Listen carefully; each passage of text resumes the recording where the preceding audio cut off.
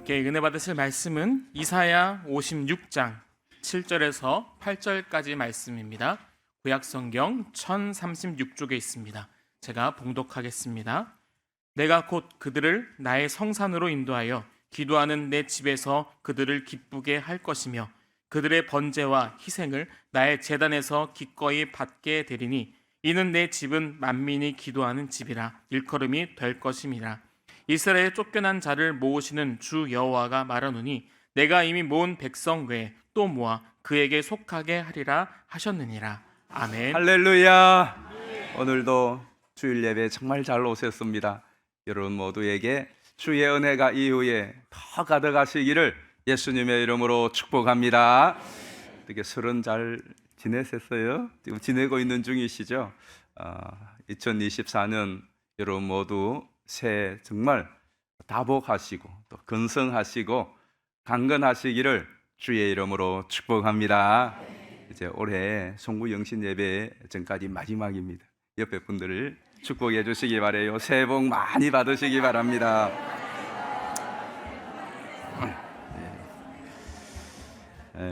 다시 우리가 복 받으라 한다고 복 줄 수는 없지만 하나님은 우리를 통하여 주의 축복을 흘러보내게 하시는 줄 믿습니다. 우리 신명기 1장 11절 말씀 또 한번 같이 읽어보겠습니다. 시작. 너희 조상의 하나님 여호와께서 너희보다 천배나 많게 하시며 너희에게 허락하신 것과 같이 너희에게 복 주시기를 원하노라. 아멘. 이런 말씀은 아멘을 크게 하십시오. 복 주시기를 원하노라. 아멘. 누가 복을 주신다고요? 예. 누구? 정확하게 너희 조상의 하나님, 우리 조상의 하나님 여호와께서. 이 말씀은 어떤 말씀이냐 하면 하나님 실제하신다는 거예요. 여러분 조상이 실제했었나요? 예, 조상이 있었으니까 우리가 있는 것이죠. 그때에 역사하셨던 하나님, 실제로 우리 조상들이 실존하셨던 것처럼 그 하나님이 지금도, 우리 조상은 이 세상을 떠났지만 하나님은 영원히 영존하시는 하나님께서 복을 주시기를 원하신대요. 그 하나님의 의지잖아요. 하나님이 원하시면 우리는 뭐 하면 되죠? 받으면 되는 겁니다. 정말 여러분 올 한 해에 천배나 어떻게, 하나님은 능치 못함이 없잖아요. 하나님의 전능하신 역사로 여러분 모두가 이전보다 더 복된 삶이 되기를 주의 이름으로 축복합니다. 지난 월요일 우리 본당 천정 콘크리트 다스리 은혜 가운데 잘 되었습니다. 제가 이제 제 아내하고 또 아침에 우리 건축위원장 한 장로님 같이 방문을 해서 좀 살펴보았어요. 이제 사진 몇 가지 궁금하시죠? 지금 이제 콘크리트 다스리 월요일 날 지금 하고 있는 장면이에요. 이렇게 한참 하고 있죠. 저게 이제 3층 바닥이 되는 겁니다. 다 마치고 이제 그 불을 2층에서는 피워서 저쪽 열기로 말리고 있는 햇빛이 났어요. 그 다음 날이죠 이게. 예. 저기 3층 바닥이에요. 이제 다음 공사를 위하여 공사를 진행하고 있는 그런 장면이 지금 저기까지 되어 있습니다. 그리고 내부를 좀 살펴봤어요. 저기가 이제 1층이고요. 1층 올라가는 계단, 그리고 저쪽은 이제 카페가 될 자리, 저기는 이제 지하 주차장 자리입니다. 지하 주차장. 이렇게 성전 건축 현장을 가서 이렇게 쭉 돌아보았는데 얼마나 감동이 몰려오는지. 어떤 집사님은 그러더라고요. 저 같이 보고 9월에 저기 입당할 걸 생각하니까 막 가슴이 목사님 설렌다. 오후에 어떤 또 장로님은 저기에 가서 저 현장을 보고 막 무시했다고 그러더라고요. 정말 저 땅이 그냥 벌판이었을 때 이 땅이 우리에게 올지 안 올지도 알 수 없었어. 우리가 그렇게 기도하고 사모했는 그 땅에 실제로 건물이 세워지고 이제 모양을 갖추어지는 모습을 보니까 정말 너무 감격스럽고, 야, 이게 꿈인가 생신가 싶은 그런 감동이 참 몰려왔어요. 여러분도 다 같은 마음이실 거예요. 그런데 문제는 우리가 성전 건물만 짓는 것이 아니라 이제 저곳에 우리가 입당하여서 올 하반기 입당할 터인데 입당하여서 어떻게 이 새롭게 지어진 예배당에서 신앙생활을 하느냐 하는 것이 더 관건이죠. 그래서 여러분들에게 건물 성전과 보이지 않는 성전을 우리가 함께 짓자고 했는데 그 내용이 뭐냐? 네 가지의 비전을 계속 말씀을 드리고 있는데 오늘 마지막에 복습해 보겠습니다. 첫 번째는 우리가 어떤 예배당이 되어야 되는가. 사실 비전이라는 게 그렇잖아요. 목사님의 목회 비전, 그게 여러분에게 무슨 의미가 있습니까? 제 꿈을 여러분이 이루어 드리는데 동참할 의미 없어요. 그래봤자 여러분에게 뭐 도움도 안 됩니다. 그리고 저는 꿈이 없습니다. 어떤 분들이 목사님 비전 꿈이 뭐예요? 꿈 없어요. 꿈이 있다면 그저 앞으로 정말 칼국수나 한번 실컷 먹을 수 있을 날이 있을까? 짜장면 한 그릇 정말 그 맛있는 짜장면 뭐 그 정도 꿈 없습니다. 저는 꿈이 있다면 하나님의 꿈을 내가 내 꿈으로 삼아서 이루어지는 그거지. 저 개인적인 꿈은 진짜 없어요. 그래서 제일 꿈 물어보면 제가 황당합니다. 그래서 진짜 목사님 꿈이 뭐예요? 저는 저 개인적인 꿈이 없거든요. 가져봤자 그 뭐 그게 대수겠습니까? 그러나 하나님의 꿈이 있어요. 하나님의 비전이 있어요. 제가 여러분에게 정말 강조하는 것은 이것은 저의 꿈도 아니에요. 또 우리 당회가 만든 꿈도 아니고요. 그게 무슨 대수입니까? 여러분 개인에게. 그러나 이것이 하나님의 비전이에요. 하나님의 꿈이라면 그 꿈은 반드시 이루어질 줄 믿습니다. 그리고 거기에 동참한 사람은 영원한 가치를 창조하는 것이에요. 그래서 말씀드리는 거예요. 목사님이 이야기하는 것이, 담임 목사가 이야기하는 것이 자기의 꿈이든지 개꿈이든지 그 꿈이 여러분에게 하나님 꿈과 전혀 상관이 없으면 따라올 일도 없습니다. 그러나 그것이 정말 하나님의 비전이고 하나님의 꿈인상 싶으면 우리가 혼신의 힘을 다하여 기도하고 나가는 것이 여러분의 인생의 남은 삶을 보람되고 의미 있고 영원히 가치 있게 만드는 것인 줄 믿습니다. 그래서 우리가 지금도 그렇지만은 새 예배당 가면 우리 첫 번째가 뭐냐? 예배에 감격이 넘치는 교회의 비전에 대해서 말씀을 드려요. 이것이 하나님의 큰 꿈입니다. 한번 볼까요? 우리 요한복음 4장 말씀 보겠습니다. 23절이에요. 아버지께 참되게 예배하는 자들은 영과 진리로 예배할 때가 오나니 곧 이때라. 아버지께서는 자기에게 이렇게 예배하는 자들을 찾으시느니라. 아멘. 하나님의 꿈이 뭐냐? 하나님의 소원이 뭐냐? 이렇게 예배하는 자들을 찾는 것. 그래서 이렇게 여러분들이 예배하는 것. 주일날이면 흩어져 있던 우리 성도님들이 이 예배당에 와서 하나님 앞에 천과 진리로 예배하는 것. 그게 하나님의 우리를 향한 꿈이에요. 오늘 여러분이 이 예배의 자리에 온 것뿐만 아니라 이 예배의 자리에서 영과 진리로 하나님께 예배 드린다면 여러분은 하나님의 소원을 이루어 드리는 건 줄 믿습니다. 하나님이 찾고 원하시는 것이고요. 우리가 새 성전에 가서 더욱더 저 성전에서 하나님이 원하시고 기뻐하시는 예배, 그 예배는 우리를 가장 기쁘고 감동스럽고 감격스럽게 하는 거 아니겠습니까? 생각해 보십시오. 교회는 또 예배당은 하나님과 만나는 특별한 장소입니다. 성도는 또 교회 공동체는 하나님과 만남을 가지고 교통하며 그 하나님과의 만남과 교통 가운데서 얻어지고 누려지는 기쁨과 감사와 감격이 넘치는 공동체가 교회요, 성도란 말씀입니다. 그런데 한번 여러분이 잘 생각해 보십시오. 우리가 그것도 잡신들이 아니라 온 만왕의 왕이시오 대천지의 창조주이신 절대자이신 하나님 신을 나 같은 인간이 만나고 교통한다. 이건 너무나 놀랍고 감동스러운 일 아닙니까? 실제로 그런 일이 이루어진다면 이 예배가 여러분의 기도회가 그런 예배가 되기를 주의 이름으로 축복합니다. 그런 우리 새 성전이 되기를 주의 이름으로 축복합니다. 두 번째 비전은 가정을 세우는 교회에 대하여 말씀을 드렸습니다. 하나님께서는 우리가 하나님을 예배하는 자들을 찾는 비전만 있는 것이 아니라 가정은 하나님의 꿈이에요. 하나님께서 여러분을 가정으로 이렇게 묶은 것은 단지 내가 원해서 결혼해서 가정을 만드신 것이 아니라 그게 하나님의 비전이고 꿈입니다.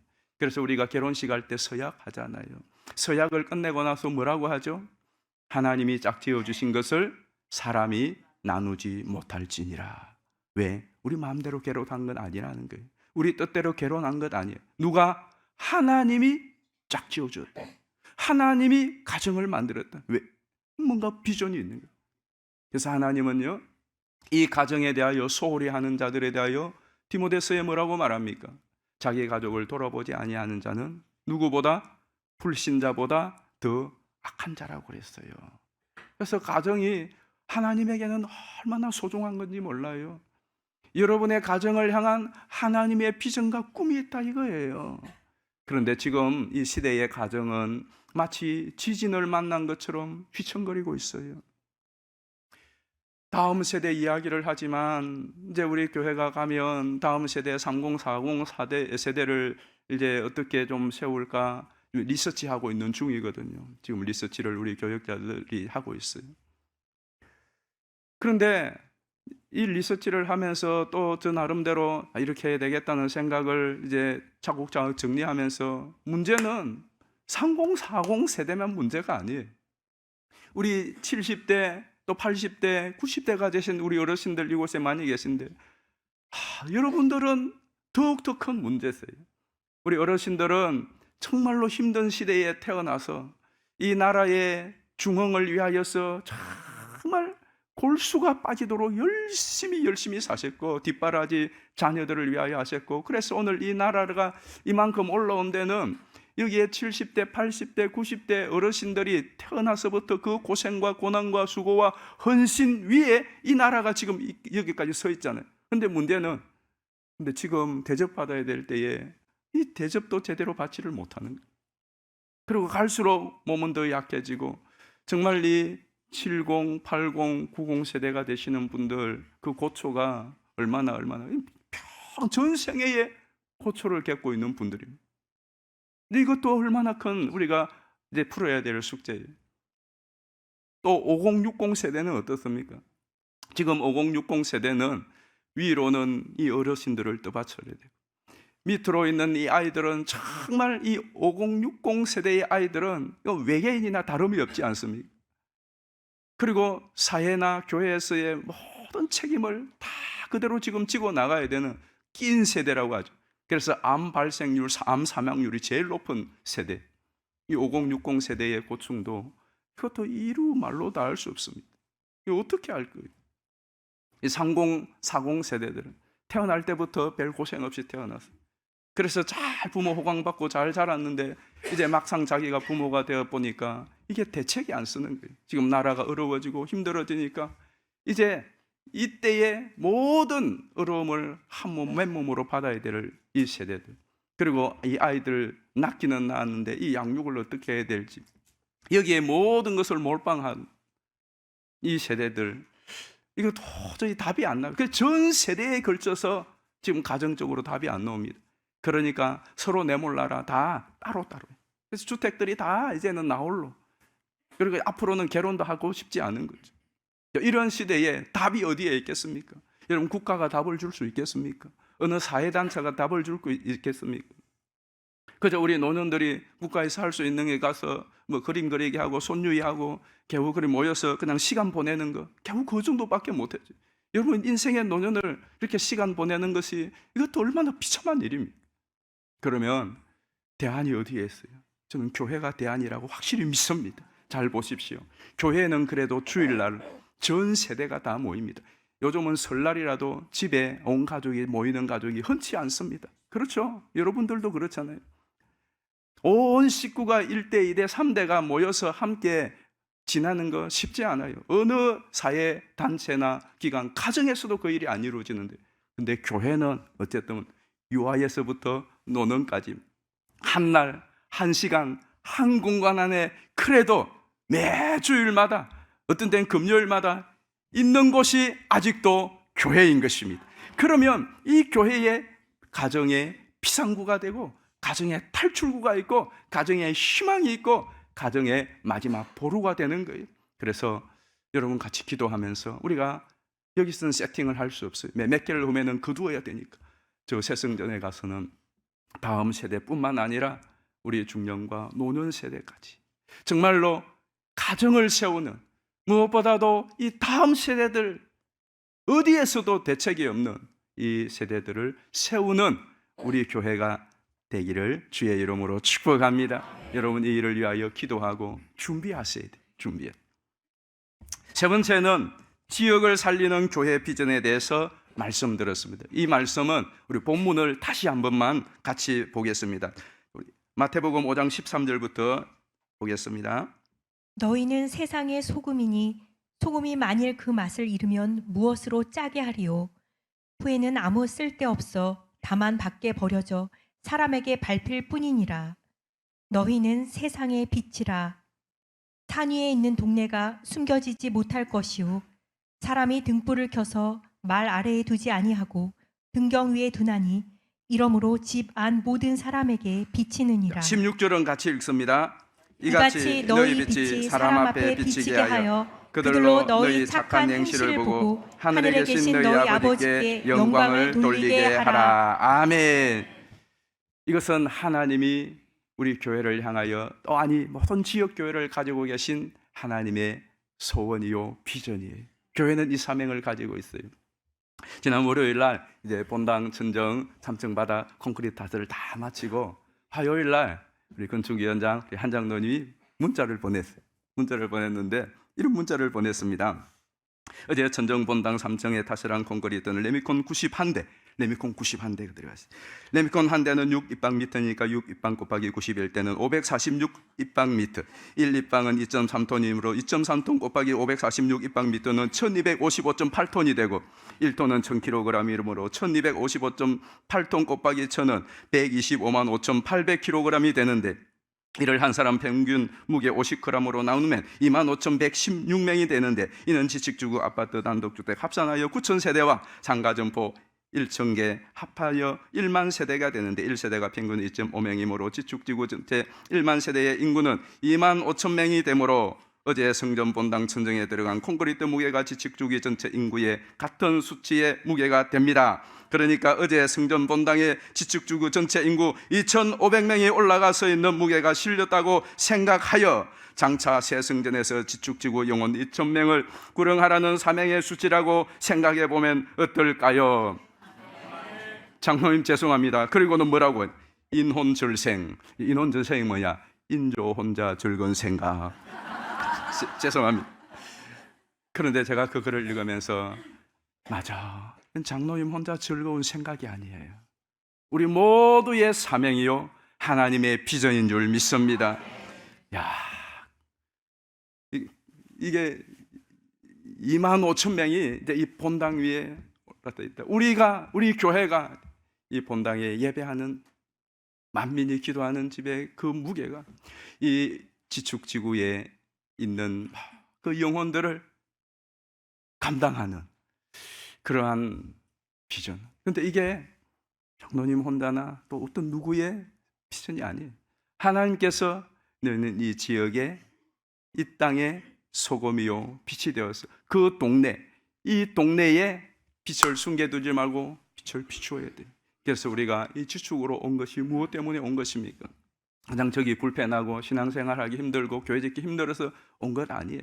그럴 것 같아서는 벌써 결정해서 벌써 했을 거예요.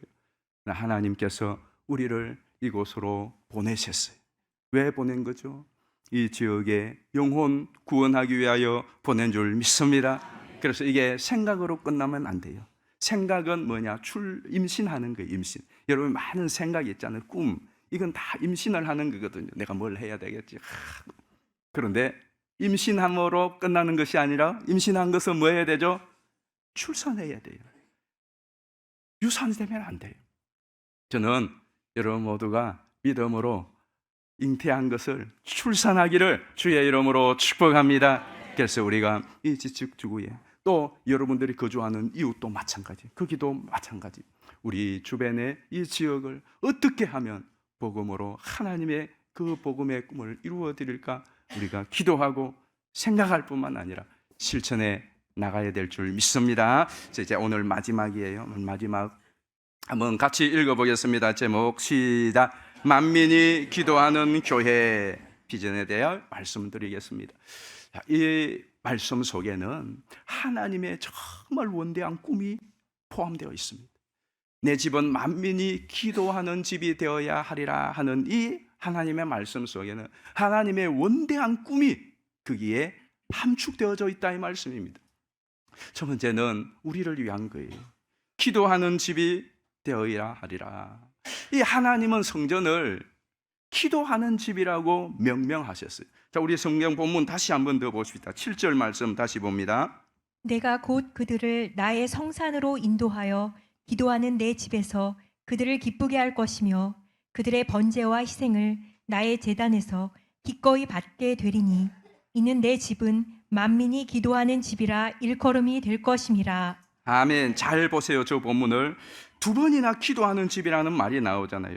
기도하는 내 집, 아예 하나님의 집을, 그 성전을 하나님은 뭐라고 명칭하죠? 기도하는 집이다 그래요. 뭐 예배하는 집, 교제하는 뭐 여러 가지 많이 명칭할 수 있는데 기도하는 집이라 명칭했어요. 그리고 그다음 마지막 하반절에도 이는 내 집은 또 말씀하는 거예요. 만민이 기도하는 집이라 일컬음이 될 것임이라. 기도하는 집이라 팻말 붙여놓고 그리고는 이제는 이 집은 기도하는 집이라 불러질 것이라는 거예요. 이게 하나님의 꿈이에요.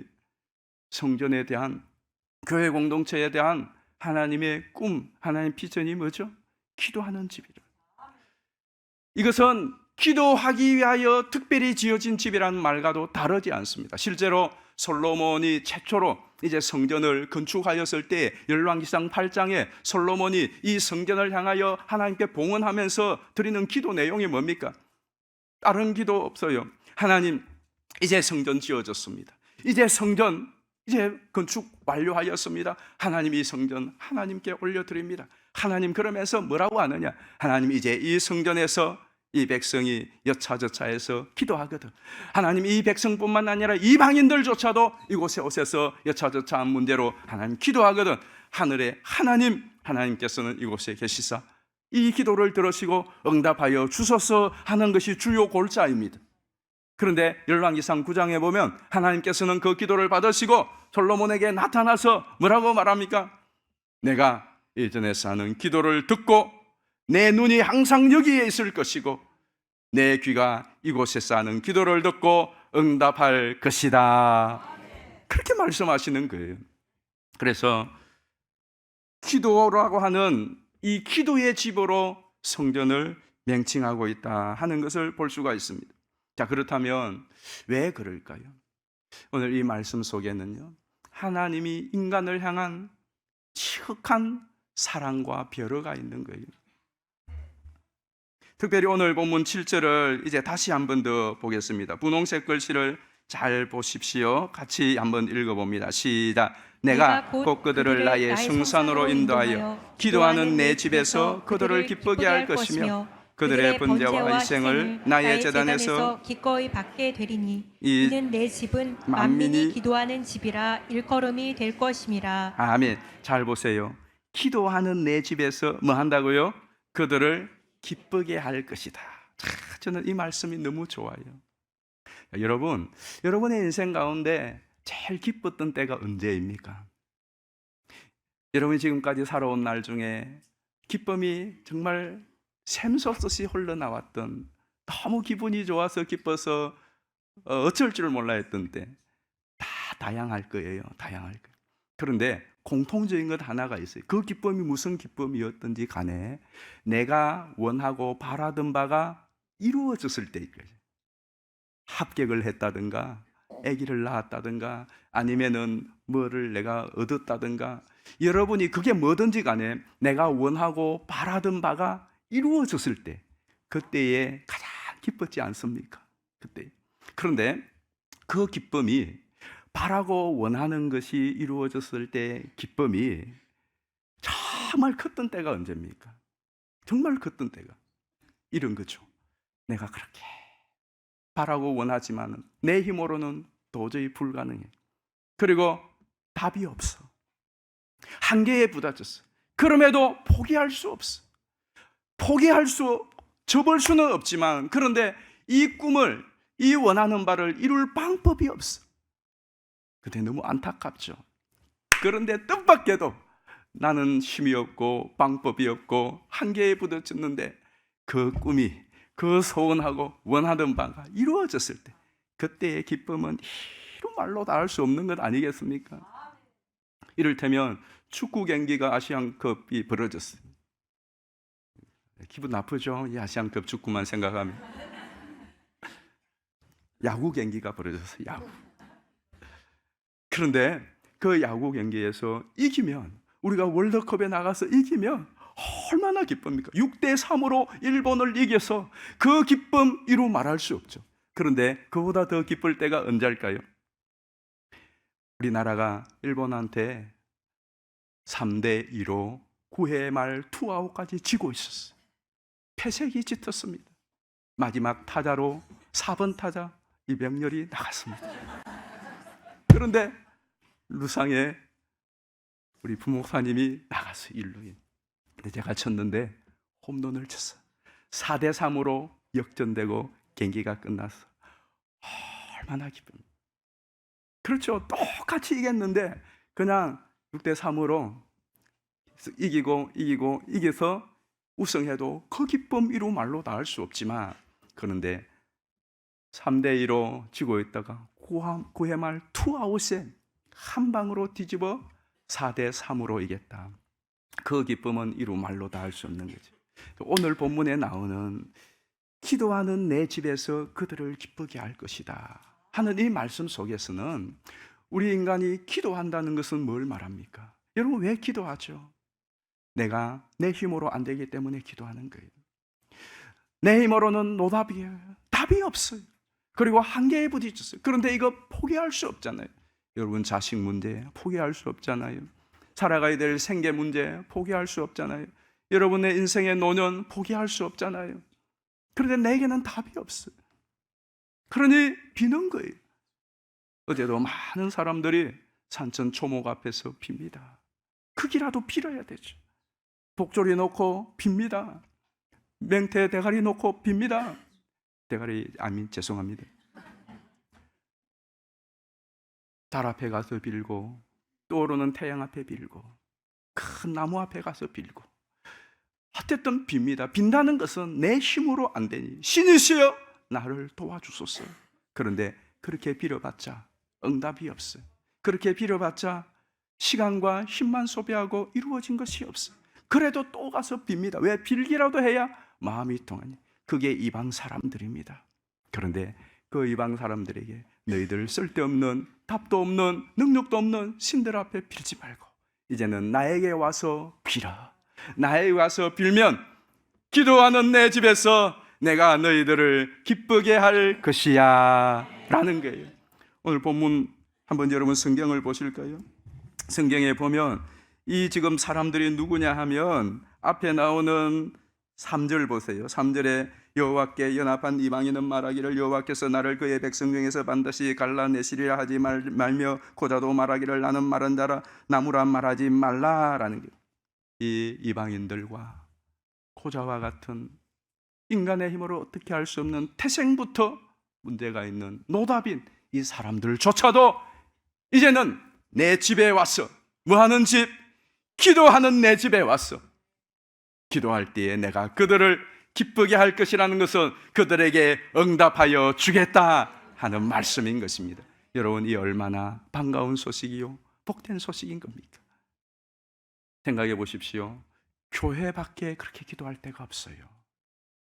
여러분, 기도는 어디서나 할 수 있습니다. 언제든지. 차 타고 가다가도 할 수 있고, 사무실에서도 할 수 있고, 집에서도 할 수 있고, 바닷가에서도 할 수 있고, 어디서나 하나님 계신 곳에 기도하면 되죠. 교회에 와서 기도해야 될 이유가 뭐 있어요? 어디서나 기도하면 됩니다. 그런데 여러분, 어디서나 기도하면 되는데 여러분이 울고 싶을 때, 통곡하고 싶을 때, 나 힘으로 안 돼서 같이 모여서 내 문제뿐만 아니라 당신 문제도, 가정 문제도, 아니면 나라의 문제라 되고 한번 같이 1시간이고 2시간이고 울며 불며 통곡하며 힘있게 기도해야 되는데 그때 어디서 기도할 때요? 여러분, 사무실에서 모여서 30분이고 1시간이고 소리내어 기도할 수 있을까요? 안 돼요. 집에서 하면 층간소음으로 바로 고발 들어옵니다. 신고 들어옵니다. 어디서 할래요? 어디서 여러분이 콧물 쏟으면서 1시간이고 2시간이고 기도할래요? 그리고 여러분 밤이고 낮이고 밤 12시고 새벽 3시든지 내가 너무너무 마음이 기도하고 불타는데 어디서 기도할 겁니까? 기도하고 막 했다가는 큰일 나잖아요. 그러면은 어디가 있죠? 교회가 있는 거예요. 내가 울고 싶을 때에, 통곡하고 싶을 때에 밤낮이고 언제든지 달려가서 통곡함에도 하면서 기도해도 아무 이상이 없는 곳 어디예요? 두세 사람이, 우리 수은이, 우리 전도회가, 아니 우리 가족이 몇 사람이라도 10명, 20명이라도 모여서 함께 1시간이고 2시간이고 마음껏 부르짖어 기도해도 아무 문제가 되지 않는 곳 어디입니까? 교회래. 서울 속에. 아멘. 한번 생각해 보세요. 여러분이 만약에 물론 옆에 가까운 교회에 갈 수 있겠어요. 거기서 막 마음대로 기도할 수 있을까요? 마음대로 문 열어달라고 기도할 수 있을까요? 같이 우리 수능들 다 데리고 다른 교회 가서 막 기도하기 쉽지 않아요. 기도원도 가도 여러 가지 또 그 절차를 밟아야 돼요. 그런데 여러분이 언제든지 필요하면 원하면 1시간이고 2시간이고 마음껏 부르짖고 소리짓고 기도하여도 아무 문제가 없는 곳 서울 서교회.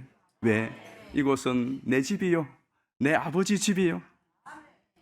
이런 교회가 있다는 거 얼마나 큰 축복이요, 행복입니까?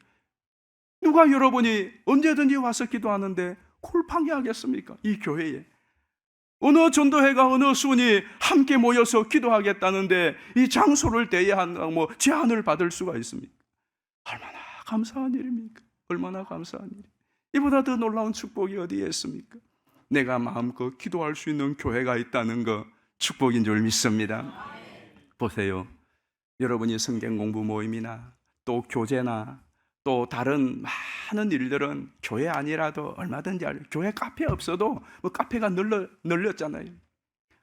교회에 무슨 교제할 수 있는 공간 지금 우리 임시추세 없어도 여러분 뭐 교제할 수 있는 데가 밖에 나가면 얼마든지 있어요. 성경 공부도 요즘 다 줌으로 하고 성경 공부 집에서 뭐 또 그런 장소만 30명, 20명 대여해주는 빌딩들이 수없이 있다고요. 코로나 때 교회 모이지 못하게 할 때에 그렇게 성경 공부했다고요. 다른 빌딩들에서. 다 다른 데서 할 수 있어요. 그런데 기도회는 어디서 해요? 기도회는 교회밖에 할 수 있는, 그것도 마음껏 내 마음대로 할 수 있는 곳 교회예요. 개인 기도든 그룹 기도든. 그래서 우리 다시 한번 이 기도가 교회에서 활활 타오르게 되기를 주의 이름으로 축복합니다. 안타까운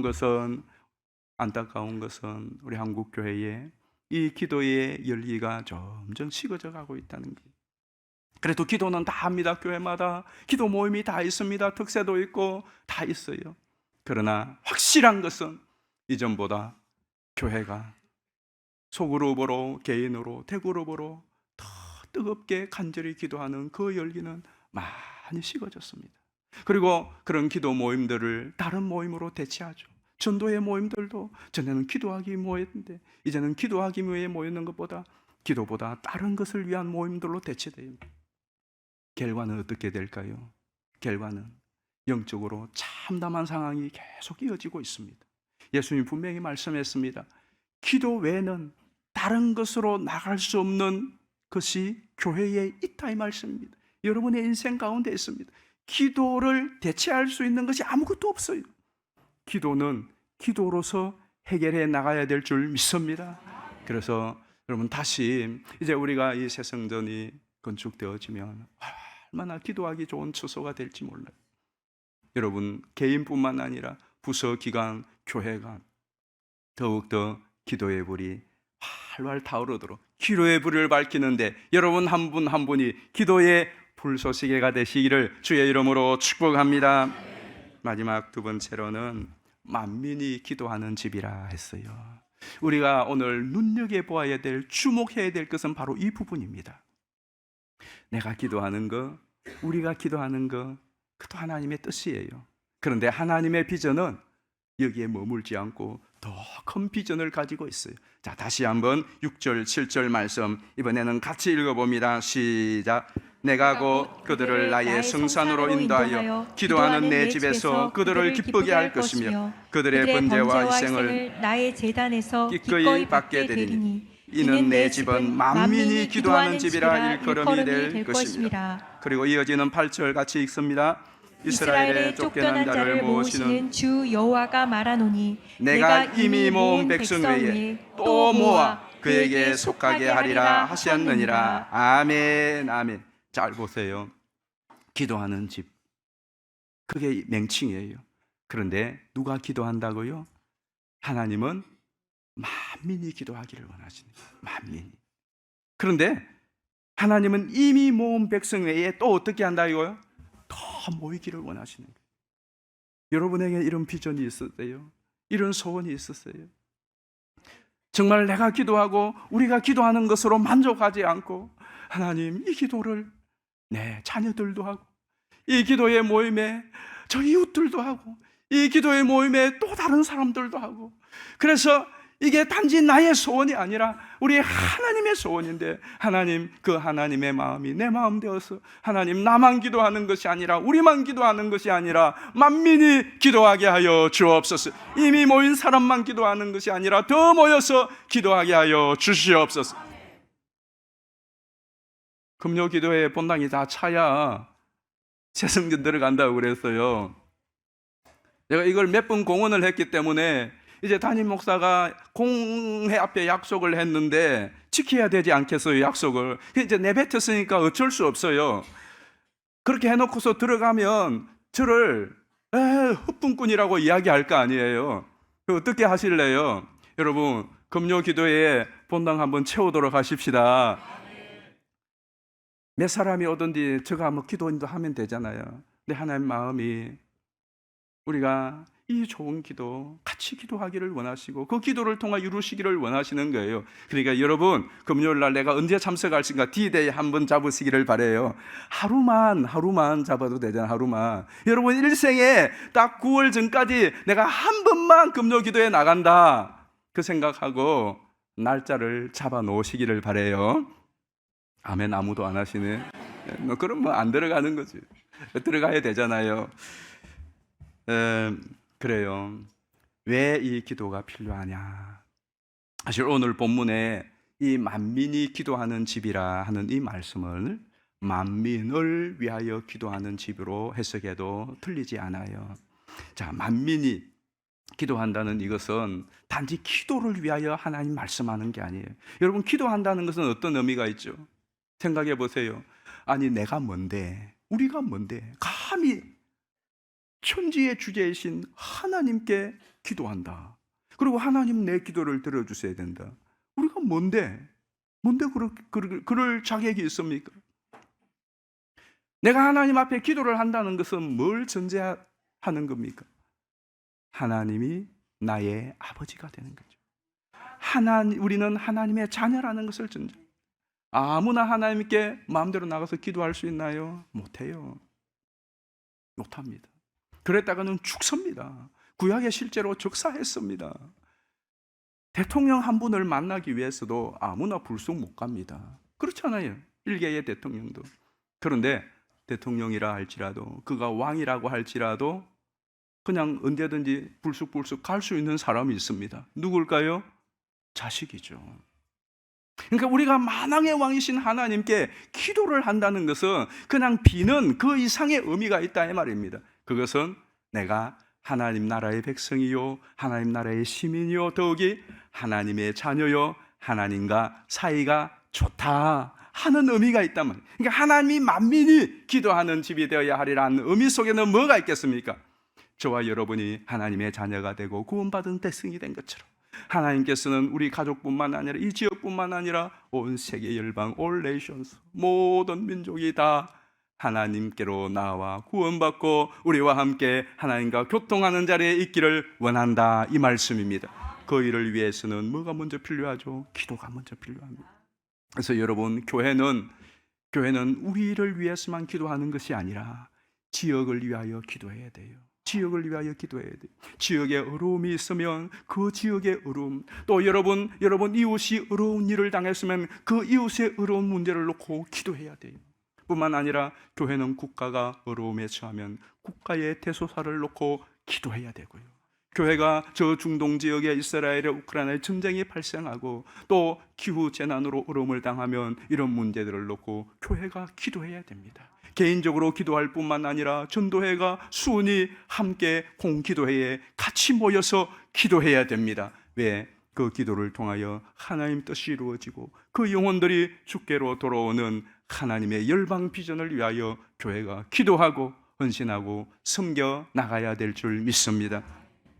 그래서 우리가 이제 온 세계 열방 선교를 위하여 더 기도하고 나가야 돼요. 근데 이제는 선교의 패러다임이 많이 바뀌었어요. 이전에는 가야 돼요. 방법이 없잖아요. 배 타고 비행기 타고 어쨌든 가야 돼요. 이제는 가야 되는 선교도 있지만 가지 않아도 지금 우리나라에 많은 외국인들이 들어와 있습니다. 그리고 앞으로 더 많이 들어올 거예요. 이제 이 민족이 우리나라가 이제 한 민족이 아니라 그냥 다민족 국가가 될 거예요. 그건 뭐 이거는 필연적인 일이에요. 그럼 그들에게 전도하는 것이 선교가 되고요. 뿐만 아니라 이제는 온라인으로 아프리카 저 오지까지도 온라인 통신이 됩니다. 그래서 줌으로 온라인으로 성경 교육하고 훈련하고 전도하고 다 할 수가 있습니다. 그래서 우리 교회가 이제 가면 새성전에서 선교를 위하여 새로운 선교의 다양한 콘텐츠와 채널들을 만들어서 이 세계 선교와 복음을 위하여 헌신하고 나가야 돼요. 그 일에 여러분들이 기도하고 준비하며 또 여러분들이 함께 동참해 주시기를 주의 이름으로 권합니다. 왜냐하면 만민이 기도하는 집이 되어야 하리라. 이 말씀 속에 하나님의 완대한 꿈이 있는데 유대인들이 이 하나님의 꿈을 묵살하였을 때 예수님이 격노하셨습니다. 예수님이 대단히 분노하셨던 게 무슨 말씀입니까? 우리 마가복음 11장 17절 말씀 다 같이 한번 읽어보겠습니다. 시작. 이에 가르쳐 이르시되 기록된 바 내 집은 만민이 기도하는 집이라 칭함을 받으리라 하지 아니하였느냐. 너희는 강도의 소굴을 만들었더라 하심에 이스라엘만 저지르는 과오가 아니라 우리도 너무나 자주 놓치는 문제입니다. 우리가 다시 한번 하나님의 이 열방의 비전을 우리 교회의 비전으로 품고 우리 모두가 함께 이 비전에 발맞추어 나갈 수 있기를 바라요. 세상 모든 민족이 구원을 얻기까지 쉬지 않으시는 하나님, 주의 심장 가지고 이제 우리 일어나 주 따르게 하소서. 세상 모든 육체가 주의 영광 보도록 우리를 부르시는 하나님, 주님의 손과 발이 되어 세상을 치유하며 주 섬기게 하소서. 그래서 물이 바다를 덮은 같이 여호와의 영광을 인정하는 것이 온 세상에 가득하도록 저와 여러분 모두가 이 일에 쓰임받게 되기를 주의 이름으로 축복합니다.